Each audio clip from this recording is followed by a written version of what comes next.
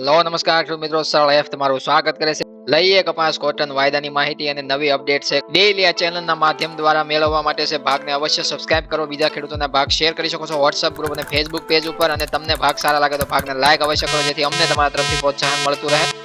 કપાસની અંદર વારંવાર છે આપણને ભાવની અંદર ઉતાર ચઢાવ જોવા મળે છે. સવારના ભાગમાં આપણે માહિતી આપેલી છે કપાસના ભાવ વિશે અને તમામ રિપોર્ટની ચર્ચા કરેલી છે. જે ખેડૂત મિત્રો એ ભાગ ન જોયો તો જોઈ લેવા. બીજા ભાગની અંદર માહિતી આપણે દિવસના અંતનો અહેવાલ આપણે રજૂ કરીએ. સતત રૂના ભાવમાં સુધારો આપણે 2-3 દિવસથી જે જોવા મળ્યો છે એના આધારિત છે ભાવ છે આપણને થોડા વધીને જોવા મળ્યા હતા. એના લીધે થોડી વેચવાલી અલગ અલગ રાજ્યોમાં થોડી વધારા તરફ જોવા મળી અને પંજાબ, હરિયાણા, રાજસ્થાન લાઈન ઉપર થોડી વધીને જોવા મળે છે. અને તમામ રાજ્યોની આપણે એકંદરે જોઈએ તો જે ગુજરાત શંકર ઘાસડીના ભાવની ઉપર જે આપણે ચર્ચા કરીએ તો એમાં આજે છે ફરીથી 200 રૂપિયાનું દબાણ જોવા મળ્યું છે. 29 mm ના ભાવ છે આપણને 55,000 થી 56,000 જોવા મળતા. એમાં આપણને ભાવ છે અત્યારે 55,800 રૂપિયા સુધીના જોવા મળે છે. 200 રૂપિયાનો ઘટાડો છે આજે આપણે સાંજે જોવા મળે છે રૂના ભાવની અંદર ગુજરાત શંકર ઘાસડીમાં. મધ્યપ્રદેશ MP લાઈનની વાત કરીએ તો 28 mm ના ભાવ છે આપણે 53,000 થી લઈને 53,800 ના જોવા મળે છે. એમાં પણ આપણને 200 રૂપિયાનો ઘટાડો છે એક ઘાસડીએ જોવા મળે છે.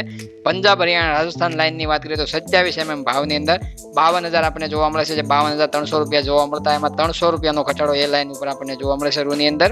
જોઈએ તો 81,000 છે આપણે કર્ણાટક લાઈનની અંદર છે 34 mm ના જોવા મળે છે. અને 35 mm ના ભાવ છે 83,000 છે આપણે એક ઘાસડીના જોવા મળે છે. એની અંદર પણ છે કોઈ ઘટાડો નથી, કોઈ વધારો નથી, સ્ટેબલ ઘાસડી જોવા મળે છે. મધ્યપ્રદેશ 34 mm 35 mm ભાવની આપણે ચર્ચા કરીએ તો MP લાઈનની અંદર છે ઊંચી ગ્રેડની અંદર છે આપણને ભાવ છે 80,000 ના જે જોવા મળે છે. એમાં પણ કોઈ વધારો નથી, ઘટાડો નથી. ગઈકાલે જે 1,000 રૂપિયાનો ઘાસડીમાં વધારો જોવા મળ્યો એ વધારો છે ટકેલો જોવા મળે છે અને એમનું સ્થિર ઘાસડી આપણને જોવા મળે છે. એવી રીતના ઘરેલુ કોટન MCX ની વાત કરીએ તો ઓપનિંગ સપાટી 57,400 રૂપિયાની બતાવવામાં આવી વાયદાની અંદર.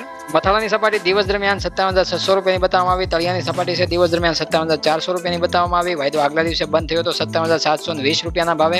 ઇન્ટ્રાડે ટ્રેડિંગ રેન્જની અંદર વાયદાની અંદર 57,500 ની સપાટી અત્યારે હાલ છે રનિંગ જોવા મળે છે. 220 રૂપિયાનો આપણને મામૂલી ઘટાડો દબાણ જોવા મળે છે, કેમ કે હાજર બજારમાં રૂના ભાવ છે અલગ અલગ 5 રાજ્યોની અંદર છે 200 થી 300 રૂપિયા સુધીનો ઘટાડો છે રૂના ભાવમાં એક ઘાસડીની અંદર જોવા મળ્યો. એનો અસર છે ઘરેલુ કોટન MCX ની અંદર દબાણ આપણને જોવા મળે છે અત્યારે હાલમાં. નહીં તો વિદેશ વાયદાની અંદર આઈસ ફ્યુચર્સ ની અંદર કોઈ ઘટાડો જોવા નથી મળતો. આપણને અત્યારે હાલની જે સપાટી છે વાયદાની અંદર 87.51 સેન્ટની જોવા મળે છે. 0.54% મજબૂતી સાથે વાયદાની અંદર ઓપનિંગ સાંજનું જોવા મળે છે. વાયદાની તળિયાની સપાટી છે દિવસ દરમિયાન એશિયન કલાકોમાં છે આપણે 87 સેન્ટની જોવા મળે છે. મથાળાની સપાટી છે 87.66 સેન્ટની જોવા મળી હતી. અત્યારે હાલની જે ટ્રેડિંગ રેન્જ છે વાયદાની અંદર છે આપણે મજબૂત સ્થિતિમાં, એટલે કે જે તેજી તરફનું વલણ છે વાયદાની અંદર જોવા મળે છે. અમેરિકન કોટન માર્ચ વાયદાની અંદર છે ઇન્ટરડે ટ્રેડિંગ રેન્જમાં છે આપણને કોઈ પણ ઘટાડો આપણને જોવા નથી મળતો.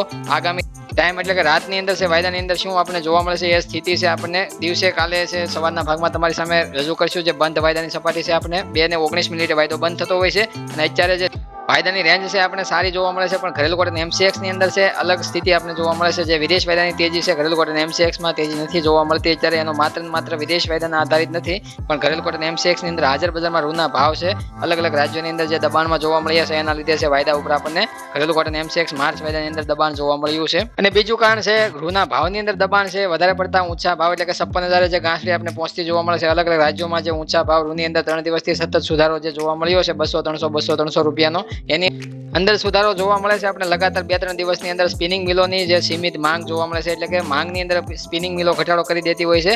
માંગ ઘટે એટલે ભાવની અંદર ફરીથી દબાણ જોવા મળે છે. જેમ કે ખેડૂતોની વેચવાલી વધે જ્યારે વેપારીઓ છે એના મન મેળે ખરીદી કરતા હોય છે, એવી રીતના માંગ છે વધારે પડતી સ્પિનિંગ મિલોની બને તો રૂના ભાવની અંદર સુધારો છે જીનિંગ મિલો કરતી હોય છે. અને જીનિંગ મિલો સુધારો છે ત્યાં સુધી જ કરી શકે જ્યાં સુધી સ્પિનિંગ મિલો માંગ વધારે. સ્પિનિંગ મિલો માંગ છે સીમિત એટલે કે ઘટાડી દે એટલે છે ઓટોમેટિક છે ભાવ રૂના ભાવની અંદર છે આપણે 200-300 નો દબાણ જોવા મળે. અને રૂના ભાવની અંદર એક બીજું કારણથી દબાણ આવે કે જે ખેડૂતોની વેચવાલી જ્યારે વધે ત્યારે બજારને વધારે દેખાતું હોય છે કે વેચવાલીનું પ્રમાણ સારી એવી જે ઘાસડી બનતી હોય છે અને જે વેચવાલી એક જ દિવસની સારી થતી હોય છે એની સામે છે બજાર દબાણમાં જોવા મળતું હોય ત્યારે કપાસના ભાવ ઉપર દબાણ જોવા મળતું હોય. એકંદરે બંને બાજુથી દબાણ તો ખેડૂતો ઉપર જ જોવા મળવાનું છે. સ્પિનિંગ મિલોની સીમિત માંગ બને અથવા તો રૂના ભાવની અંદર કોઈ ઘટાડો આવે અથવા તો વેચવાલીનું પ્રમાણ વધે જ્યારે કપાસના ભાવ ઉપર ઘટાડો કરે.